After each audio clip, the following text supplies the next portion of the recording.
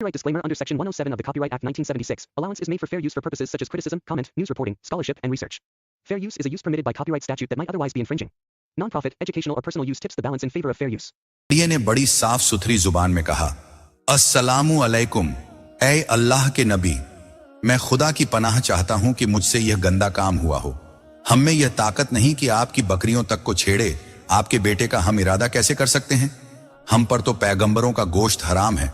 भेड़िए के इस तरह बोलने पर हजरत याकूब ने बेटों से कहा कि तुम्हारे नफ्स ने यह काम किया है और किसी का कोई हाथ नहीं।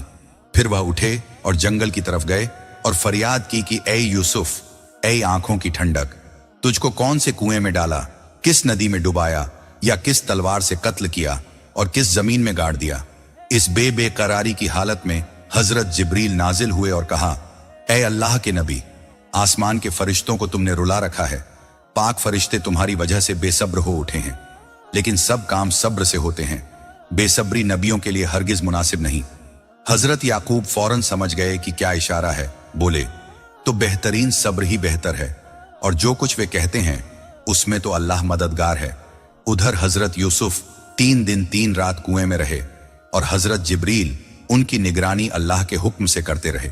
साथ ही वह हजरत यूसुफ को तसल्ली भी देते। एक दिन व्यापारियों का एक काफिला मदाइन से मिस्र को जा रहा था।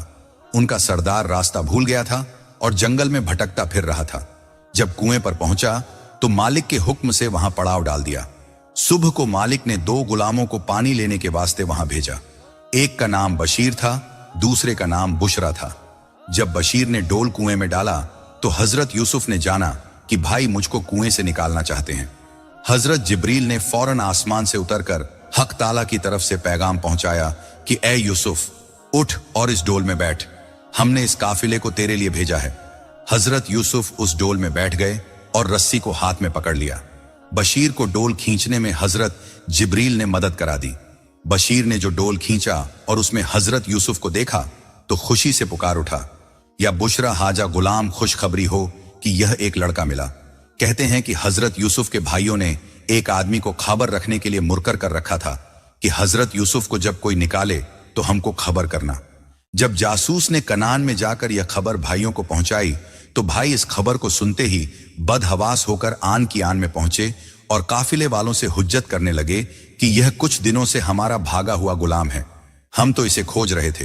व्यापारियों ने कहा, खुदा की पनाह, यह गुलाम है या हीरा है हीरा? बोले कि यह गुलाम है, पैगंबरों के खानदान में तरबियत पाई है, लेकिन कुछ दिनों से भगेड़ापन दिखा रहा है। हजरत यूसुफ ये तमाम बातें सुन रहे थे, मगर डर की वजह से चूं तक नहीं कर रहे। फिर भाइयों ने काफिले वालों से कहा कि हम इस गुलाम को ऐब की वजह से बेचते हैं, अगर खरीदते हो तो खरीदो, वरना हमारे हवाले करो। व्यापारियों को हजरत यूसुफ के चुप रहने से यही ख्याल हुआ कि यह बंदा है, और हजरत यूसुफ से पूछा तो उन्होंने फरमाया कि मैं बंदा हूं और बंदा ज्यादा हूं।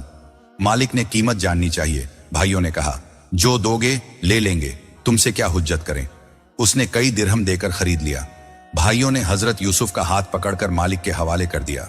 जब व्यापारी मालिक ने बैनामा मांगा तो शमून ने बैनामा लिख दिया और उसमें यह शर्त लगा दी कि इसको मिस्र तक कैद से मत छोड़ियो। हजरत यूसुफ हैरान होकर भाइयों को देखते थे और उनकी बेरहमी पर 2-2 आंसू बहाते थे। फिर व्यापारियों ने उनको ऊंट पर बिठाया और मिस्र का रास्ता लिया। मिस्र के नजदीक पहुंचे तो काफिले ने एक चश्मे के करीब पड़ाव किया। वहां हजरत यूसुफ ने गुस्ल किया और नया कपड़ा पहना। उस वक्त उनका हुस्न रोशन सूरज की तरह चमकने लगा। काफिले वाले तो यह हुस्न देखते ही रह गए, साथ ही शहर का जो आदमी भी देखता उसकी निगाह ठिठक कर रह जाती। कहते हैं कि काफिले के पहुंचने से पहले ही यूसुफ के हुस्न की शोहरत मिस्र में मशहूर हो गई थी। इतनी शोहरत हो गई थी कि शहर का कोई भी शख्स ऐसा नहीं था जो उन्हें एक नजर देखना न चाहता हो। वैसे अल्लाह ताला ने उन्हें इतना हसीन बनाया था कि जिस तरफ भी उनका रुख हो जाता लगता जैसे सूरज की रोशनी फैल गई है।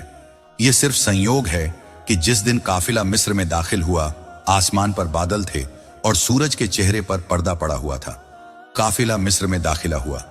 हजरत यूसुफ ने अपने चेहरे की किरणें शहर पर बिखेरनी शुरू कर दी। शहर के लोग समझे वह आ गया, जिसकी शोहरत पहले से है, उनके देखने को निकल पड़े। मिस्र के बादशाह ने भी अपने वजीर को, जिसे उस वक्त अजीजे मिस्र कहा जाता था, भेजा। जब वह काफिले वालों के पास पहुंचा और यूसुफ की खरीदारी का जिक्र आया तो मालिक ने कहा, अभी हम लोग सफर से थके मांदे चले आ रहे हैं, 3 दिन ठहर कर यहीं आराम करेंगे, फिर शहर में आएंगे, उस वक्त बात होगी।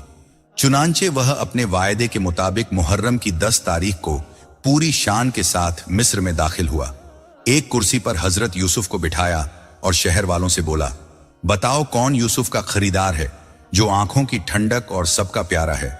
उसकी यह बात सुनकर हजरत यूसुफ बोल पड़े, यूं न कहो बल्कि यूं कहो कि कौन खरीदेगा इस गरीब गुलाम को जो दुखी और गमगीन है। बहरहाल यूसुफ के खरीदारों की भीड़ बढ़ती चली गई और उनकी कीमत भी बढ़ती चली गई। हजरत यूसुफ का गम भी इस मंजर को देखकर बराबर बढ़ता चला गया।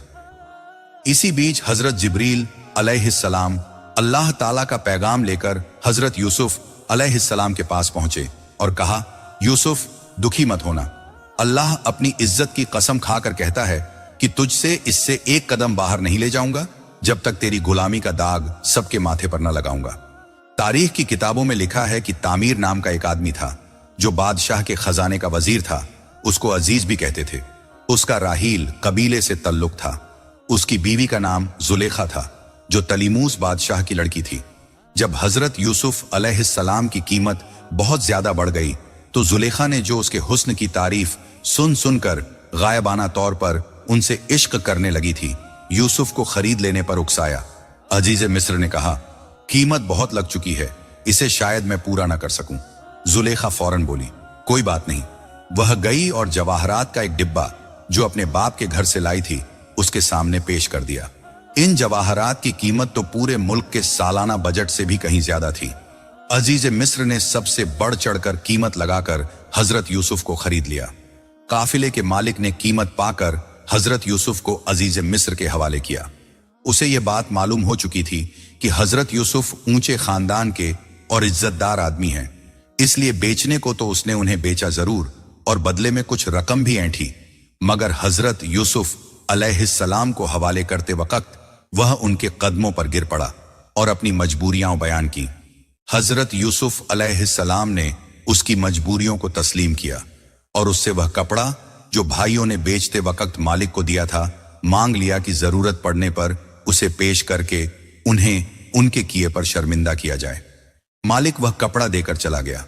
यूसुफ अलैहिस्सलाम को अजीज मिस्र अपने घर लाया और जुलेखा से कहा कि लो, जिसके लिए तुम बहुत परेशान थी और संभालो यूसुफ को।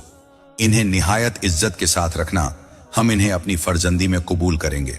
जुलेखा ने यह हुक्म सुना तो अपने दिल से बेहतर कोई जगह न देखी जिसमें वह उन्हें बिठाती। इस तरह हजरत यूसुफ को अपने दिल का राजा बना लिया। क्या खुदा की शान है कि यह वही यूसुफ हैं जिन्हें भाइयों ने हर मुमकिन तरीके से तकलीफ पहुंचाई, यहां तक कि अंधेरे कुएं में डाल दिया और मिस्र में दूसरों ने अपने दिल में जगह दे रखी है। सच है अल्लाह जिसे चाहे इज्जत दे, जिसे चाहे जलील करे। जब हजरत यूसुफ जवान हुए तो उन्हें अल्लाह ताला ने इल्म व हिकमत सूझबूझ भी खूब दिया। जुलेखा तो अब जान दिल से उन पर फिदा थी। अजीज मिस्र की वसीयत के मुताबिक उसने उनके लिए 70 जोड़े रंगारंग के तैयार किए, सजा सजाया ताज तैयार कराकर उनके सिर पर रखा। इस तरह वह रात दिन हजरत यूसुफ अलैहिस्सलाम की मोहब्बत में रहने लगी। जब यूसुफ अलैहिस्सलाम के इश्क की आग जुलेखा के दिल में धू धू कर जलने लगी तो अब मिलन की तमन्ना भी उसके दिल में अंगड़ाई लेने लगी। हजरत यूसुफ अलैहिस्सलाम उसकी इस आग को महसूस करने लगे थे, इसीलिए वह उससे अलग अलग ही रहने की कोशिश करते। उनकी यह हरकत जुलेखा से छिपी न रही। वह जितना ही इस आग में जल रही थी, हजरत यूसुफ अलैहिस्सलाम की बेनियाजी से उसे गम भी होने लगा था। यह गम इतना बढ़ा जबकि सूख कर कांटा हो गई। दाई ने जुलेखा की यह हालत देखी तो उसने पूछा, क्या बात है? जुलेखा ने अपनी मोहब्बत और यूसुफ की बेनियाजी उसे बताई। वह हैरान रह गई, बोली, पूरा शहर तो तेरे दीदार को तरसे और यूसुफ तुझसे कतराएं, यह कैसी अजीब बात है। आखिरकार उसके सिखाने पर उसने एक महल बनवाया और उसके दरफ दीवार में यूसुफ और जुलेखा को नक्श कर दिया। फिर उस मकान को हर तरीके से खूब सजाया जैसे कि कोई बड़ा मेहमान आने वाला हो। फिर जुलेखा एक दिन फुर्सत पाकर तख्त पर बैठी और यूसुफ अलैहिस्सलाम को बहाने से तलब किया और अपने पास बिठाकर निहायत बेकरारी से अपनी ख्वाहिश पूरी करने को कहा। हजरत यूसुफ अलैहिस्सलाम इस मंजर से बहुत परेशान हुए। बोले, अजीज का मेरे ऊपर एहसान है, उसने पनाह दी है। یہ کیسے ممکن ہے کہ میں اپنی خواہش سے اس کی عزت کو داغدار کروں؟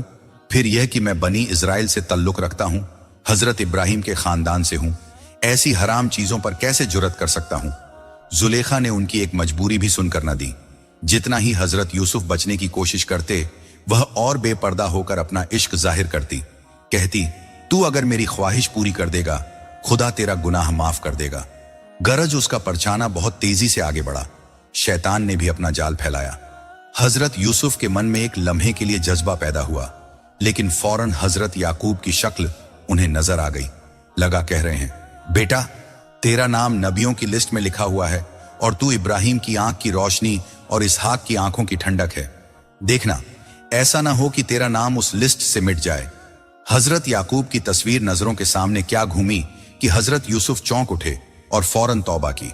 اسی طرح کچھ کہتے ہیں کہ اسی بیچ حضرت یوسف کی نظر اس کھلول میں ایک پردے پر پڑی۔ پوچھا یہ کیا ہے؟ زلیخا بولی کہ یہ میرا معبود ہے، اس لیے میں نے اس پر پردہ ڈال دیا۔ حضرت یوسف نے کہا سبحان اللہ، تو صنم سے شرماتی ہے اور میں صمد اللہ سے حیا نہ کروں۔ اتنا کہتے ہی اپنا ہاتھ زلیخا سے چھڑایا اور اس خاص کمرے سے باہر کو بھاگے، یہاں تک کہ 6 دروازے پار کر گئے۔ زلیخا بے قراری کے ساتھ پیچھے پیچھے دوڑی اور 7ویں دروازے تک پہنچتے پہنچتے یوسف کا دامن پیچھے سے پکڑ کر کھینچ لیا۔ دامن تار تار ہو گیا۔ دروازے سے باہر نکلتے ہی عزیز مصر سامنے پڑ گیا۔ زلیخا نے کھسیانی ہو کر شور کیا کہ یوسف کی نیت بری تھی۔ پھر پوچھا بتاؤ اس شخص کی کیا سزا ہو کہ جو قبیلے کی عورتوں پر بری نظر رکھے اور جس کی نیت خراب ہو؟ پھر بولی ایسے شخص کو قید اور دردناک سزا دینی چاہیے۔ حضرت یوسف نے اپنی صفائی پیش کرنی چاہی اور صحیح پورا قصہ بتانے کی کوشش کی، مگر اس نے ایک نہ مانی۔ اس کے ہاتھ میں تلوار تھی، ارادہ کیا کہ بے گناہ یوسف کو موت کے گھاٹ اتار دے کہ یکا اللہ تعالیٰ کے حکم سے ایک 7 مہینے کا بچہ بول پڑا۔ اس نے کھلے لفظوں میں کہا کہ اگر یوسف کا دامن پیچھے سے